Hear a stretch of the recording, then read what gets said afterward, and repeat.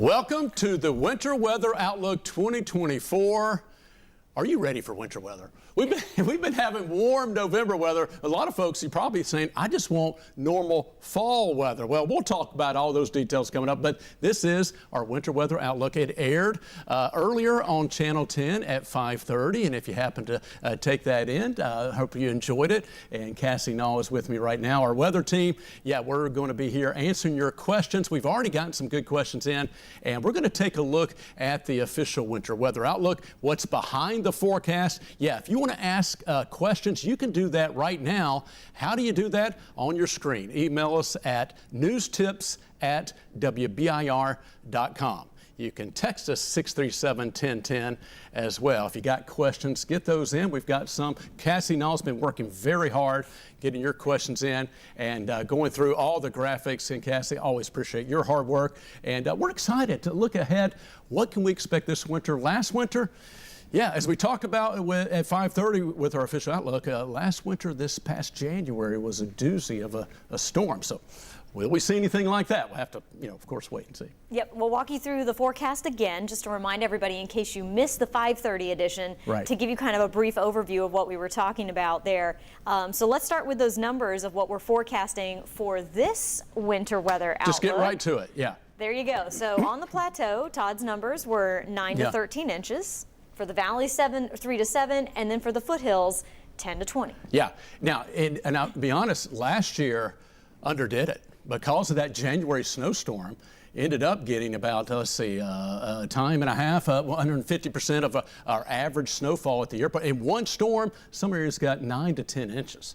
And we here in the valley, we average 4.5. So just a humble reminder that sometimes it just takes one big storm to take care of average. But the average tells us a lot. Most years, you're going to be somewhere close to that. This is the most recent 30-year average. It updates every 10 years. And yeah, for Gatlinburg, just wanted to point out that Gatlinburg's average is around 9 inches. And again, it updates every 10 years or so each decade. And just above Gatlinburg, some of those foothills sections, 10 to 20. So this just gives you an idea of the forecast, and the average is just below that right there. And so also when Todd mentioned that in January that one event pushed our number up above average, that was something that we had thought could happen because of the pattern that we had. The large scale pattern was an El Nino. Right. And we had talked in our winter weather outlook last year about how with El Ninos, it's difficult to tell which extreme you're going to get, but you're going to do a lot of yo-yoing back and forth. You may have extremely warm temperatures, you may have an extremely cold winter, you may have a dry winter, you may have a snowy winter, but we had said that El Ninos tend to have extremes. Right. And that one system that came through, we were just like, that was it. That was it. And it was a Tennessee snowstorm. Interesting. Not as much in Kentucky, and of course not as much to our south, but not just the snow. And if you watch our winter outlook, we had 2 Arctic fronts. So the timing of that heavy snowfall event with the Arctic front and another Arctic front, I mean, that was a whammy. That was an exceptional event for the wintertime, and gave us both the snow and the brutal cold. Yeah, 7 consecutive days with lows in the single digits or the teens. Yeah. And we had 4 inches of snow on the ground for 7 days straight, which is also the longest on record when it came to that. Right. So to put that in perspective, because that's the most recent snow event in everyone's mind, that is not normal. That's not average. That is the most snow that we've had since the blizzard of '93, which previously was the big talker. So when we talk about the first time we have snow in the forecast, it's not going to be like that, let me tell you, because that was a real rarity. Yeah. That's more of a once-a-generation type of a snow event. Yeah. Which if we do it again this year, that would be a surprise. That would be a surprise. Do people ask about that on social? Not this one. Is this going to be like we're joking, but I know a lot of times, no, usually it's not going to be the big, a lot of times we're pretty much going to live close to these averages, usually, sometimes below that. Matter of fact, previous winters were not much snow at all. No, the winter before was a very, very, very dry and warm winter, and that was a La Nina winter. That was a La Nina winter. You know what? Let's go ahead and get to some of those viewer questions. Which segues into that. Yeah, let's talk about it. So this was the very first question that we had sent in when we started asking. No name was given. And Full transparency here. We'll answer any question that comes up. That's right. Seeing as you can't get it right the night before sometimes, how can you accurately predict the weather a season ahead? We appreciate your question, No Name Given. Yeah. I've never seen that person post, No Name Given. I know. I do. Anonymity is important. Yeah, exactly. So they're asking how we can accurately predict the winter or the weather this far in advance. Well, we will be totally transparent with you. Absolutely. We put out totals in a range. Right. Because that's what people would like us to do, and that's an expectation. However, the accuracy that goes along with that, we're doing our best, but normally we don't forecast snow totals 2 to 3 days in advance of an event. Right. We're trying to be predict, totally clear. Exactly. We're trying to predict the atmospheric pattern, the large-scale pattern that may or may not lead to some of those. Cassie, you made a great point. Last year, there were some clues with the El Nino pattern. That if things came together just right, and again, with those swings, you are more prone, more potentially, could see some bigger storms, more active southern branch with the El Nino. The La Nina, and again, we'll talk about what we could expect this year coming up, but that's a little different, more the northern branch is dominant. And again, we're talking about a pattern. As you know, in East Tennessee, a lot of times we're not going to be able to, accurately have a range of snowfall forecast until 24 to maybe 48 hours beforehand. We have an idea before that, but to really hone in, it's usually a day or two before the actual snowfall event. Yeah, so take our forecast totals with a grain of salt, and that they're a general idea that goes along with the overall pattern. Right. Now, before we did our winter weather outlook, NOAA, the National Oceanic and Atmospheric Administration, released their outlook. Sorry, that was such a mouthful. That is a mouthful. They released their outlook. So this was their general temperature outlook. Right. Below average in the upper northwest portion of the country, above average with temperatures in the southern tier. Right. And then as far as the rainfall goes, above average in the Pacific Northwest and the Northern Rockies, maybe the Great Lakes, and then below average down to the south. Notice that East Tennessee is not included. It's included in the maybe the above average temperatures. Right. It's equal chances when it comes to precipitation. And I want to throw out there to remind everyone that this is for overall the months of December, January, February, the average. Right. So that's their outlook. Right. Now they base that on a La Nina pattern. Right. And that's what this typical La Nina pattern actually reflects really well. Exactly. And we talked about with the La Nina pattern, the northern branch of the jet stream is going to be more dominant. As a matter of fact, the Pacific, if you look out here behind me right here, but you can see how the Pacific jet, notice how it's much further north and it comes more into the Pac Northwest, the Pacific Northwest, and then cross over the Rockies. So with that further northern push, a lot of that warmer, drier air comes across the southern tier, and that extends into the southeast. So, boy, I just have to remark on this. If you live in Montana or the Dakotas, parts of Wyoming, and don't you just love the winter weather outlook from NOAA? Oh, you're expected to be maybe colder than average with above average precipitation. Don't you say, oh boy, can't wait for those folks. It's already going to typically be cold, but anyway. Well, let's back it up one step because we just started showing you patterns here. Real quick explanation for El Nino, La Nina. Let's do it. Let's back up real quick. It's called the ENSO pattern, the El Nino Southern Oscillation, and it takes place in the southeastern portions of the Pacific Ocean, kind of off the coast of South America. Right. If it's a warmer pattern, that's an El Nino. El Nino. If it's a cooler than average water pattern, that is a La Nina. And the changing of that water temperature is then reflected in the atmosphere, which then affects the pattern across the country. Exactly. What happens in the Pacific, in the water, in equatorial Pacific, in the water matters. Equatorial, that's the word I was looking for. No, that's fine. With that ocean atmosphere interaction, that's exactly what's going on. And that influence, because it's upstream, right? It's everything flows generally from west to east. So what happens in the Pacific equatorial region affects the lower 48 and what type of weather we see. And so again, we can have two different versions of that, the El Nino, the La Nina. The La Nina, the cooler phase, is the one that we are moving into now as we're going into the winter season. Right. And the impacts of El Nino and La Nina are typically most dominant during the winter and the spring. Right. So you typically see the impacts from that pattern as we go through winter and especially into the spring season. So we're not quite in a La Nina yet. We're under La Nina watch. Right. But we're going to be likely moving into La Nina soon. Yeah, you said we're under La Nina watch. We're going to be getting it. Yeah. Now, here's the interesting part, and we'll talk more about this coming up. It's not expected to be this is the La Nina pattern. It's not expected to be a strong La Nina. Yes. So, you can have a strong El Nino, a weak El Nino. You can have a strong La Nina, a weak La Nina. This is expected to be kind of on the weaker side. So we'll have to see how prevalent these patterns. It may not hold tried and true to exactly what you see when you have a normal, stronger La Nina pattern. I have to say, But there are some, there are some evidences of what you may see in a weak La Nina. which I want to also point out. So this is how we do the patterns, to answer that viewer's first question there. The general idea is that when you're looking that many months ahead, you look at the large scale patterns that are going on across the globe.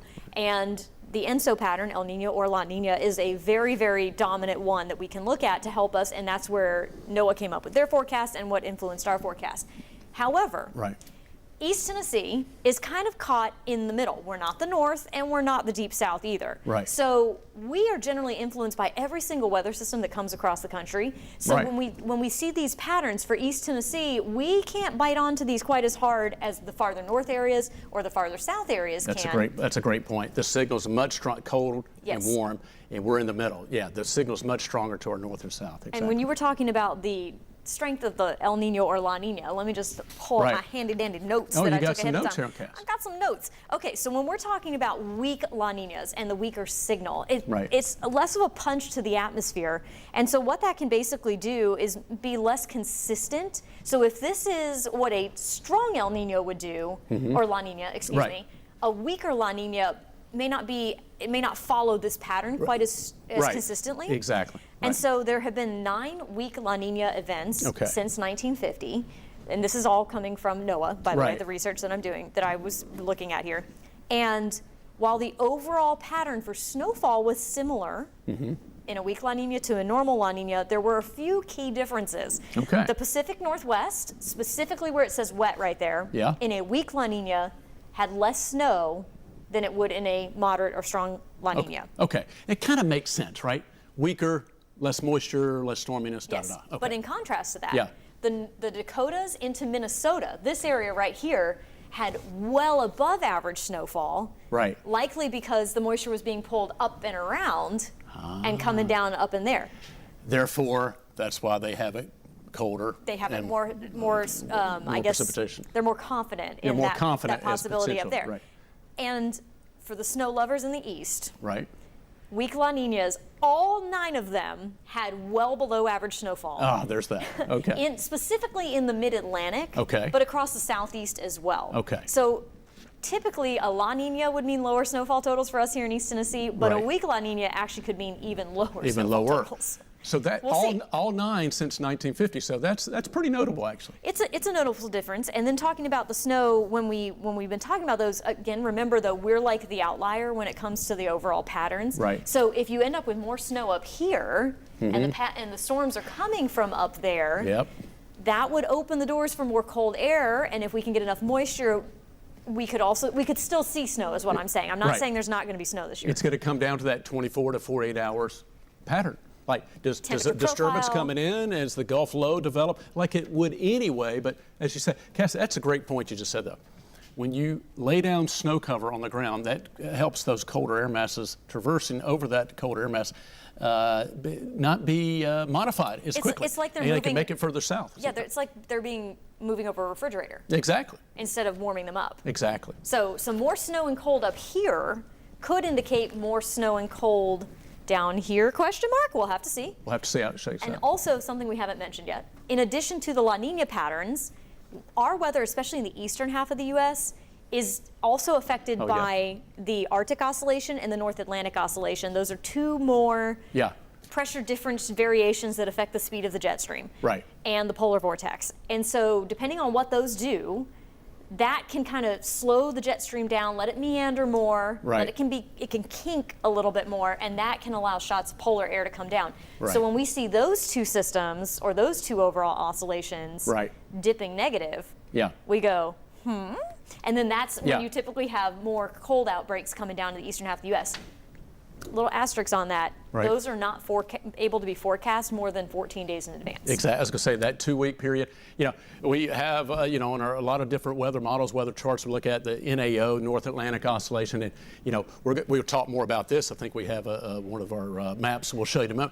For example, it is dipping a little bit more negative, and to go along with that, it coincides with we're going to likely see maybe our first really colder air mass, cooler to colder air mass later next week, and, maybe thereafter.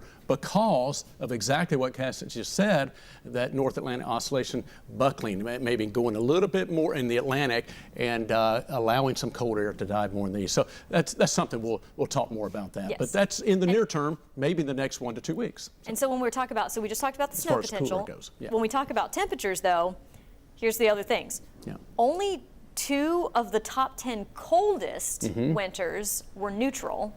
Okay. The rest were all El Nino.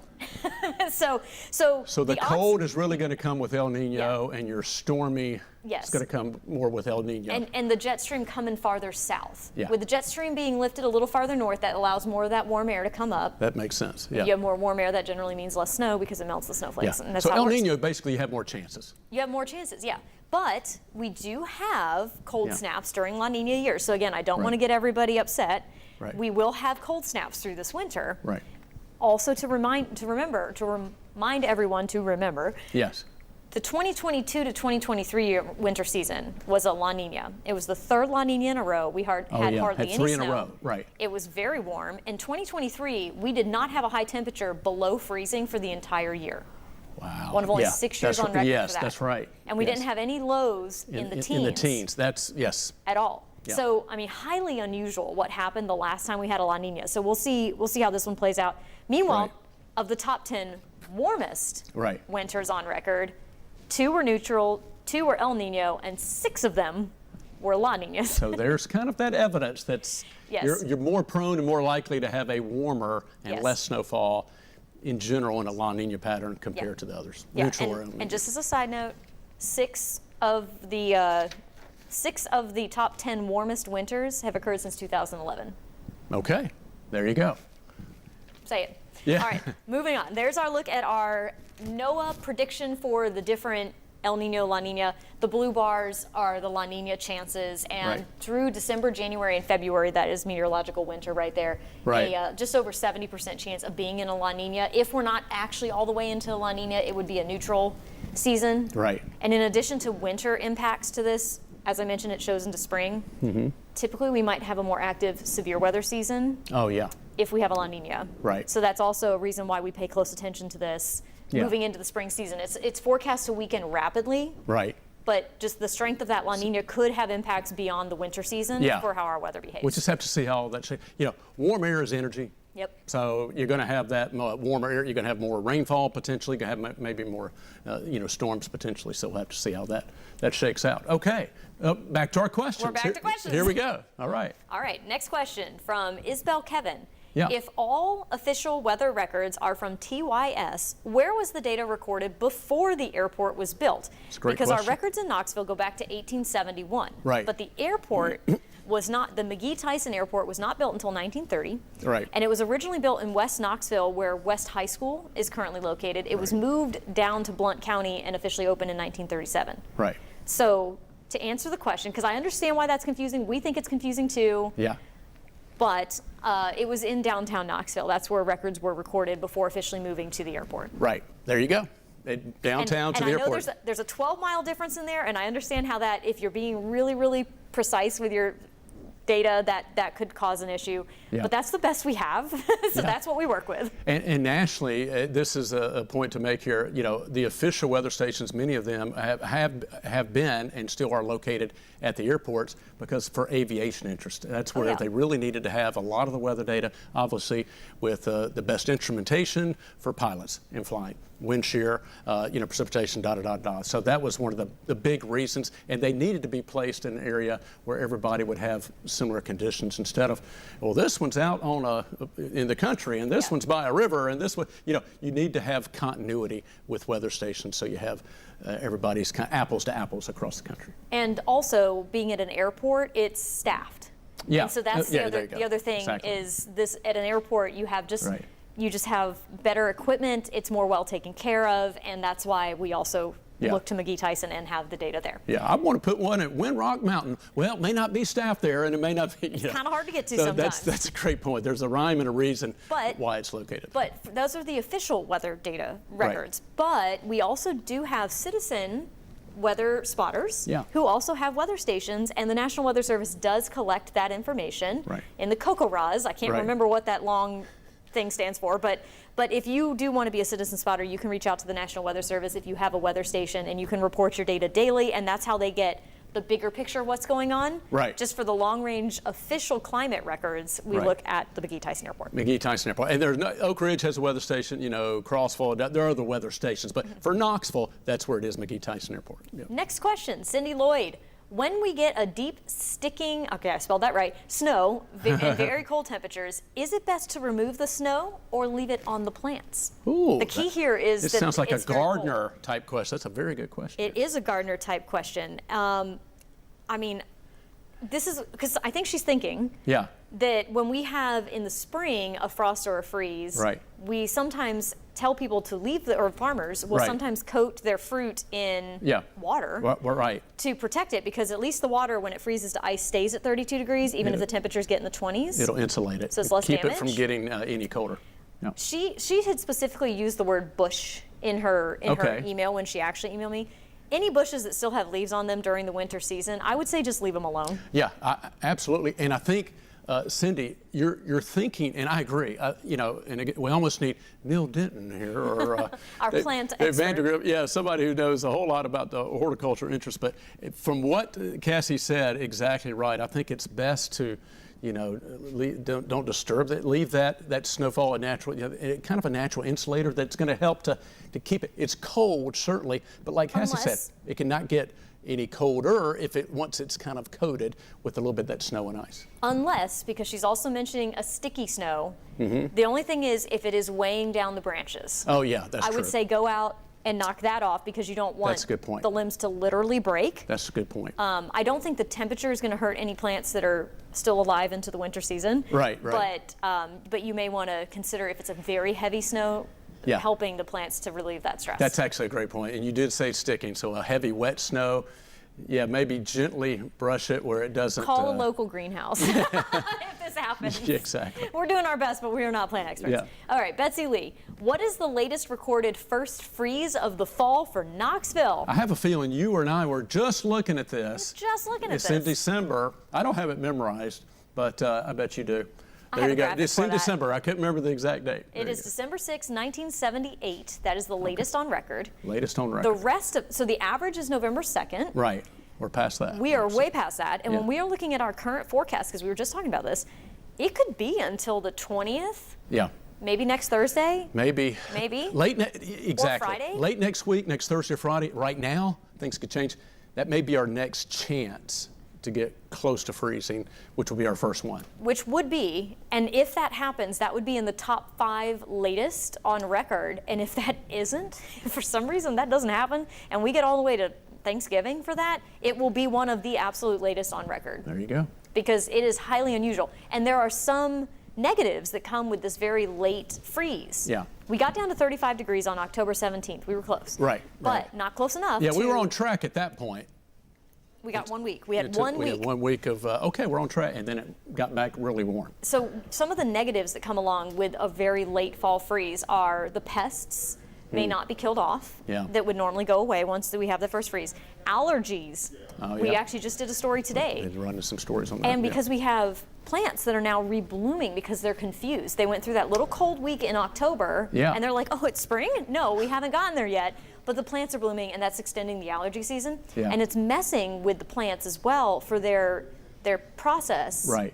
And unfortunately, that could cause long-term issues once we get to the spring with plants that think they're supposed to be budding right now, and they're not, and then they're going to get nipped, and then we won't have a second reblooming. So, so we're going to have to watch that story kind of develop through the winter season. That's a great point. It is kind of similar sometimes in spring when it's been cold, it starts to warm up. Oh, everything starts, and you get a late, it's a similar concerns, because if it get nipped, then it could impact them down the road. So. And the extension of an earlier spring thaw, which this year we had a very early final freeze. It was in early March. Right. And now we have a very late first freeze. Right. So we're going to have one of the longest growing seasons on record this year because of that.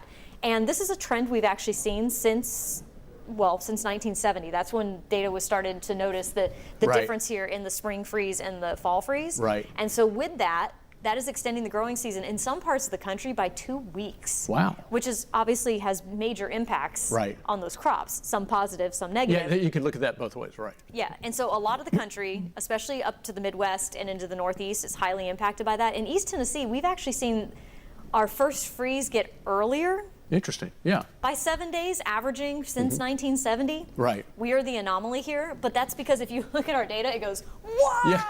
So we just have a wide variation, but the average is actually earlier. Wait a minute, Cass, so we don't ever really stay right along the line. That's amazing, Oh my right? goodness. Yeah, actually, and that's a point about weather. If you look at, if we did it way up, in general, average is just what it is, but it takes into account the extremes.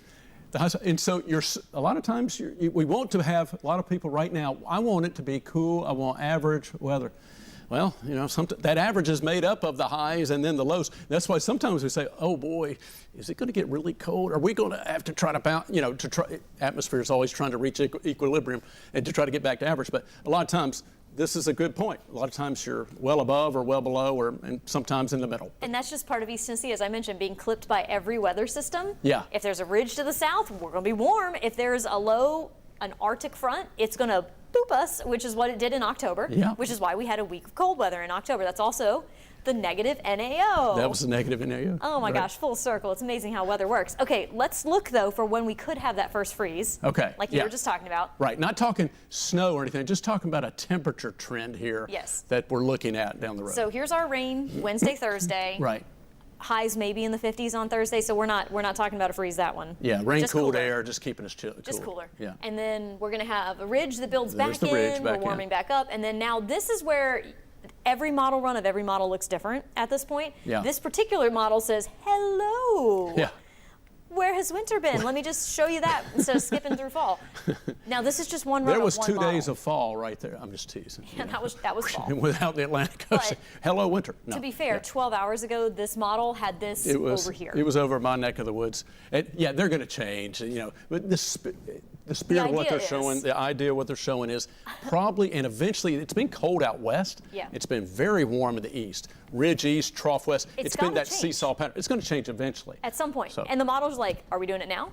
Are we doing it now? Right. We should do it now, but then this ridge just doesn't go away. So we'll see. I'm just saying there's a chance. Yeah. So check back for updates. So you're saying there's a chance. And to what degree, will we see? How strong will that be? Maybe really cold, maybe somewhat cooler. But anyway, it looks cooler in The idea is check back for next week. Yeah. Wednesday, Thursday, Friday. That's going to be a big, it could be a big moment for us. We'll see. Yeah. All right, let's talk about another viewer question here. Darren Morgan says, since the weather is beginning to get cooler, I'm noticing more streaks left behind jets. Does cooler weather make these more noticeable?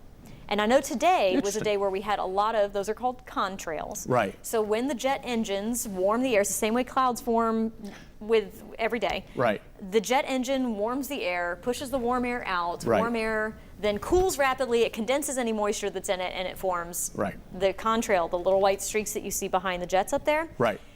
On days where we have more moisture in the upper levels of the atmosphere, Right. we had already high thin clouds this morning, gave us a beautiful sunrise. Yeah, and beautiful. then once the jets took off, we had more of those streaks in the skies because there's just more moisture to form clouds. Right. Exactly. And here's the key, and those are jet contrails.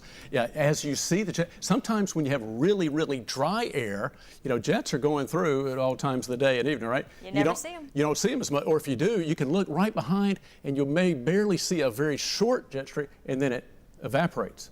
Why? Because it's so dry air. The more moisture at that level in the atmosphere, the longer they're going to stay up there. And the other point, this is a great question as the weather starts to get cooler.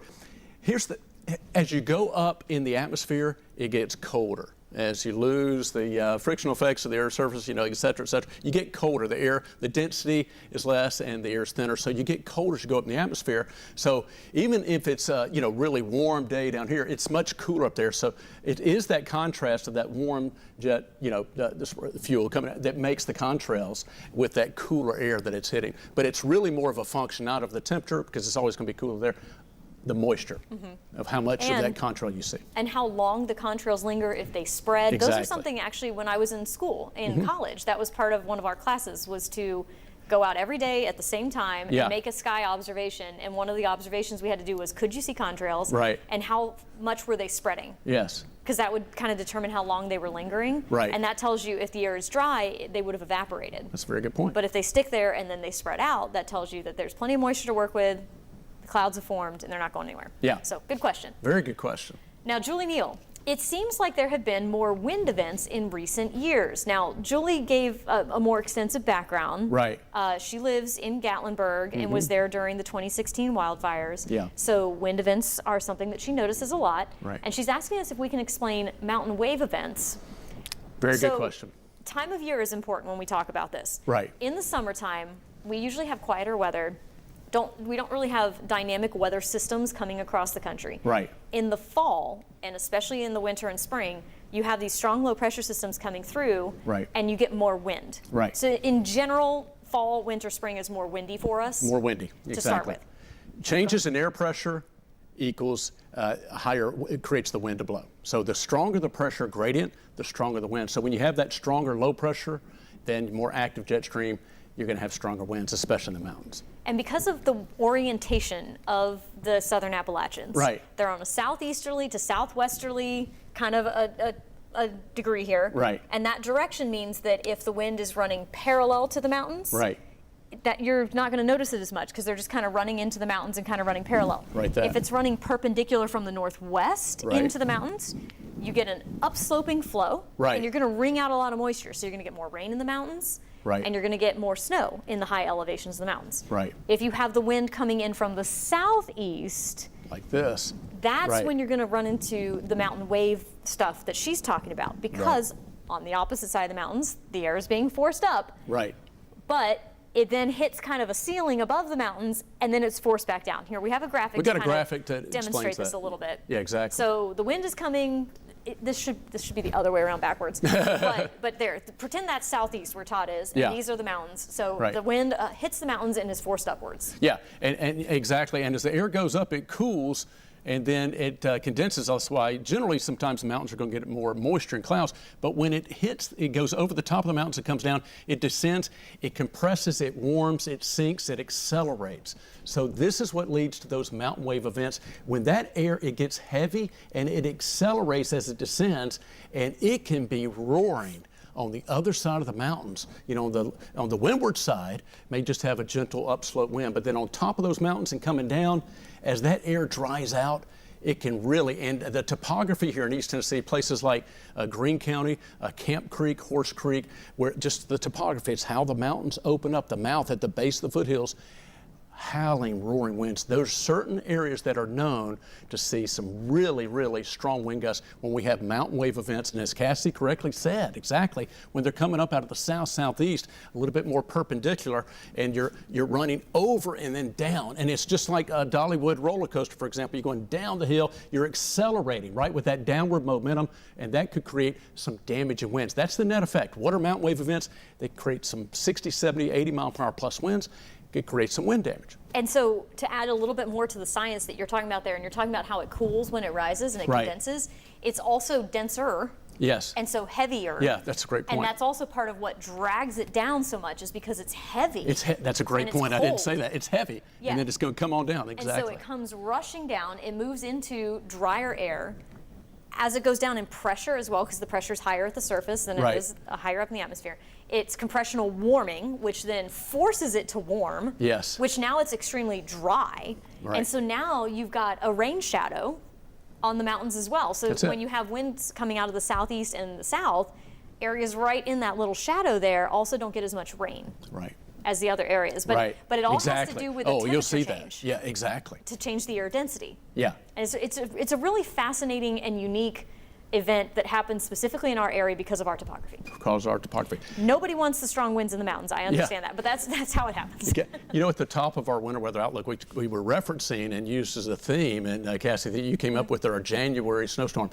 Speaking of the downsloping winds, not necessarily the mountain wave, but we saw that play out with that January storm. Yes. There were parts of the, Monroe County, Blount County, Sevier County, Cobb County, that were even getting some sunshine, not getting hardly any snow in the mountains and foothills, while we were getting clocked up here in Knoxville with heavy snow. Yes, it was dumping on us here in Knoxville And here's the reason. downsloping. There's the downsloping winds dried the air out and cleared the moisture out. Because the winds were just kind of out of the south. Yeah. And so in those southern areas, Monroe, Blount, and Sevier County, you had enough of a downslope going on to where you had a warm nose. Yes. So when we talk about the atmospheric profile, I typically have oh my that's gosh, a whole nother story. Let me find it. Let me just find it for you because we're in here. Hold on one second. Yeah. Let's see. But just to kind of tie that together, okay, so looking for, that's exactly what was going on. And that's, since our focus here is the winter weather outlook, we know ahead of time that East Tennessee, why is East Tennessee, you may be answering this question, why is East Tennessee winter weather, or weather in general maybe, but particularly winter weather, hard to predict? And it is. It has its times. I mean, sometimes it's harder than others, but why is our area harder to predict? Topography. We have the Cumberland Plateau to the west, a formidable barrier, and including Crossville, Jamestown, I feel like I've heard you say Cumberland, that before, Fentress, Todd. Morgan, Scott. Oh yeah, then the valley below, and then you have the mountains. So that varied topography with the wind movements creates a lot of different air movement and different precipitation patterns. So just to throw that out, that's one of the it's tricky. Broad reasons why winter weather forecasting is tricky. And part of what also makes winter weather forecasting tricky is communication. Yeah. That's the difficult part, because when we're giving you forecasts for the plateau, the valley, and then the foothill, and then the highest elevations, sometimes that gets lost in translation. Right. We're trying to tell Crossville you're going to have snow by 6 p.m. and you're going to get 4 inches, and somebody in Knoxville is like, "Where is it?" And we're like, "It wasn't for you. You're getting rain this time." Yeah. What about Maryville? But what about my backyard? People are going to ask. Yeah, in the valley. We get it. Because it's confusing. And I get it too. I remember growing up watching weather, and they would tell about the region. Now that's great. What about where I live? What's it going to do in my state? And so we certainly get that. By region, we forecast the 3 broad regions: the plateau, the valley. Skipped over. Sorry. Yeah, that's the plateau. Yeah. I'm on a box. Yeah, plateau, valley, and mountains, very distinct regions. And so a lot of folks watch us live in the valley, and sometimes we are waiting for that snow or wintry weather to move off the plateau and the valley. But again, keep in mind that's coming off a barrier and sinking, so it may warm a little bit. That's why you sometimes get more varied precipitation, maybe not as much snow in the valley where it's lower. Well, because higher elevations it's colder and you get more snow. Well, this is also what makes it tricky. So we're talking about how the wind direction and the topography all makes a difference. So does the atmospheric profile. Oh yeah. And because of where we're located, far enough south to where we get muggy tropical warm air, but also far enough north to where we can get Arctic air to come in too. You've said that several times, that we're kind of in the middle. We're in the middle. Get a little bit of everything. Every weather event that we have in the wintertime has a different atmospheric profile. And I'm talking a variation of 1 to 2 degrees can be the difference between you getting snow or you getting rain. Oh, one of my worst forecasts ever. This is just therapy for me right now. I predicted, let's see, was it 2 to 5 inches of snow? It was a Friday night. It was on a Saturday. It rained all day. This was for Knoxville in the valley. It's the worst one ever. 2 to 5 inches of snow. It rained all day at 34 degrees. It had the warm nose. But then it was the warm nose cast. It came right. We expected to be stay down north Chattanooga, Sweetwater. It came up to Knoxville and Lake. Some areas got it, but we didn't get it here. And that was a rough day. And sometimes even better, it can be like 38 degrees and snowing. Because it's only 38 degrees in the bottom 4 feet of the atmosphere, and the rest is below freezing, so the snowflakes reach the ground. Whatever it's doing upstairs determines what it's doing downstairs. So, I like this wedge you've got right so here. this is we call this the wedge graphic. Wedge. And this delineates or kind of demonstrates the warm air and the cold air. So the idea is that with all 4 precipitation types, snow, sleet, freezing rain, and regular rain. Right. Initially in the wintertime, that precipitation falls as snowflakes. It starts to snow. It does. If you have a warm enough layer of air, all the snowflakes melt and you end up with rain reaching the ground. Right. When it comes to freezing rain, we don't like this one. We never want this one, ever, which there is a difference, by the way, between it's cold and it's raining and it's freezing rain. Yeah, freezing rain's the worst. Freezing rain is the worst. It is the type that freezes on contact. So it falls as a liquid and then it freezes when it reaches the ground because there is a layer of cold air, you can see that blue, right at the surface. So this is a glaze. This is a glazed donut. This original glaze. You That's did what that is. one I year have old. it. Was that last year's Winter Weather Outlook or 2 years ago? Cassie did, and you even brought some donuts, which is really appreciated. But you had the glazed and sprinkled, didn't you? Yes. And so this is actually a great example because we could actually go to 10 p.m. if we wanted because there's so many different things that we could talk about that come up. But, you know, yeah, that surface, and our producer says, yeah, absolutely, Todd, go for it. Just tease, she said, let's not. No, if this is a surface and that liquid hits that surface, if the surface of my hand is 32 degrees or colder, it's rain that hits my hand. Okay, it's all rain, it's all liquid, but when it hits my hand, that's which needs lotion, but if it's 32 degrees or colder, it's going to freeze on contact. That's freezing rain. It does not bounce. No, it's not. That's sleet has a beat. Sleet has a beat. There you go. So freezing rain is also the ones that causes all kinds of car accidents because the road turns into an ice skating rink. It's the worst. You know those signs that say bridges ice before road? Yes. It's because the bridge has air flowing under it. Yes. So that part of the road gets colder than the part that's on the ground. That's right. And then when the rain falls on it and freezes, that's why you see all those videos of cars driving and then they hit the bridge and they're like, woo, because it's turned into an ice rink because of freezing rain. That's it. Now sleet. That's good science and meteorology. I didn't expect to be so excited tonight about this, Todd. I know it. Now, here's the key. Notice what's happening starting with you, Cass. Your warm wedge is thick over there. It's getting thinner. So what's going on here? I mean, it's snowflake, and then we got a warm wedge, so it melts as rain. Or partially melts. Partially melts. That's a good point. Super cool. Then it goes through a greater depth of colder air, and a lot of times dry air. Evaporational cooling, which lowers the temperature. That causes that super cool, partially melted snowflake, a little raindrop, to refreeze as an ice ball or sleet pellet. And and I don't know if you can see that well enough. This is like rain, super cool droplets, snowflakes, slush drops, and then it refreezes to an ice pellet and bounces off the ground. You can hear sleet. Yeah. You cannot. Especially if you have a tin roof. Yeah. Sounds pretty cool. Freezing rain just sounds like normal raindrops. Yeah. Sleet actually sounds like tippy taps. Little pitter patter. That's good. Tippy taps on there. And you can see those happening. And then we have regular old snowflakes. That is when we have the entire column of air is below freezing and the snowflake can reach the ground. This was last January. Heavy snow. Heavy snow. All and day long. The type of snow that we get is dependent on the air mass. Whether you get a heavy, wet, what do you call them, goose feathers? Yeah, goose feathers. Clumps, big clumps of heavy, wet snow that they hit and you're like, on your arm? I mean, just plopping down. Yeah, just like goose feathers. Yeah. Whatever. Yeah, just irregular shaped snowflakes. And a lot of times they're coalescing together. They're bumping up and they're growing together, and it's just plopping snow, if you will. Some people in meteorologists like to say it's puking snow. I know, sorry for that word, but I know that sounds horrible, but if you love snow as a meteorologist, you see that, you're like, oh yeah, that's Christmas time. It is absolutely dumping snow. It's a heavy wet snow though, and it'll turn into concrete, as we saw in January. Yes. When we do that whole thing here in East Tennessee, as opposed to an Arctic air mass is so dry that the snowflakes are smaller, but they're the perfect little snowflakes where they land on your sleeve and you're like, oh my goodness, that looks just like a perfect snowflake. And they don't add up. No. They add up more when you look at them, but the amount of moisture in them is much less. Yeah, much less.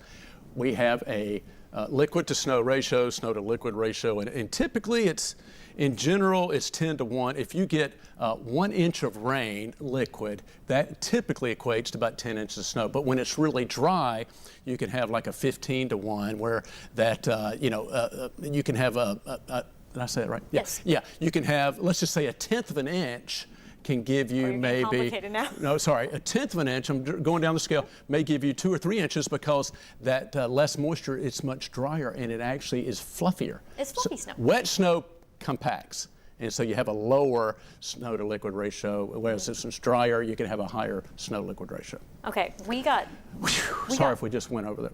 We needed to talk about this apparently tonight. Yeah, I didn't know, and now we have one more viewer question. This is winter that has weather. come in. All these things apply sometimes, so we're talking about this. Okay, here we go. We got one more? We got another question. Okay, so let me zoom in here. Okay, so this person's name is not the right one here. Okay, Kevin. Kevin says, it seems like there has been less fog this year. Is there a reason for that?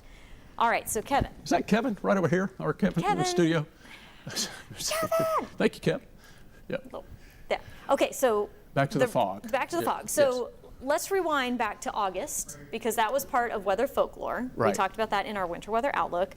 The fogs in August supposedly equal the days of snow that we will have during the winter season. Right. This year we had 10 days with fog in August, and no dense fog days. So that would indicate that we'll have 10 days with snow. Right. There have been some Augusts that we've had like 20 days with fog. Right. And then we have little tiny itty bitty snow events throughout the whole winter season, which somehow gets close to 20. So to answer the question there, to Kevin's question, we have not had a ton of fog because we've been extremely dry this year. Exactly. And so fog develops when you have a high amount of moisture overnight. Right. Typically near the rivers and the creeks and the streams, but across the area when you have a high moisture content, we have been so extremely dry that we haven't had a lot of fog as much as normal because of that reason. October was the 4th driest October on record, the 5th driest month in any month. General. Right. And so that just gives you an idea of just how dry the ground is, and that's also just hadn't had moisture in the air. Yeah, exactly. That's why these rain events, when we talk about when we have a chance for rain, at the upcoming chance for rain, good chance Wednesday night, Thursday morning, it looks like a soaker, may get an inch.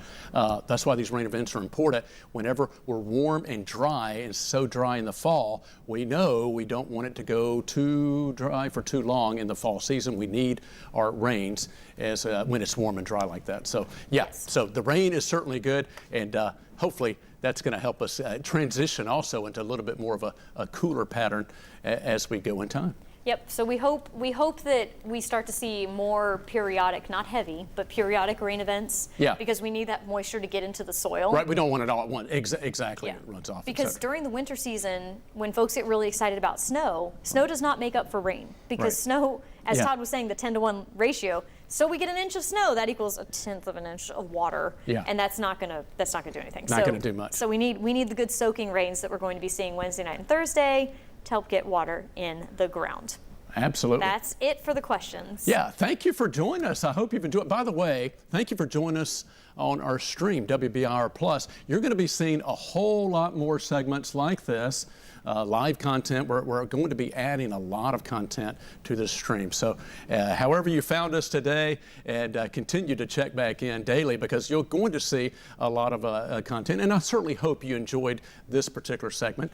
Winter Weather Outlook. And if you missed the Winter Weather Outlook on WBIR TV at 5:30, it's going to replay as soon as we're done right now, so you can rewatch all of the snow totals, and now you have a more in-depth understanding of why we came up with the numbers and the forecasts and why we talked about what we did. The other part about this that we discuss every year is that it's a learning process as we go throughout the season. Every event is different. Right. So that's the important thing to remember. Just because one week we have one thing does not mean the next week it will be the same. Yeah. It's not going to be like January. Yeah. For anything that we see.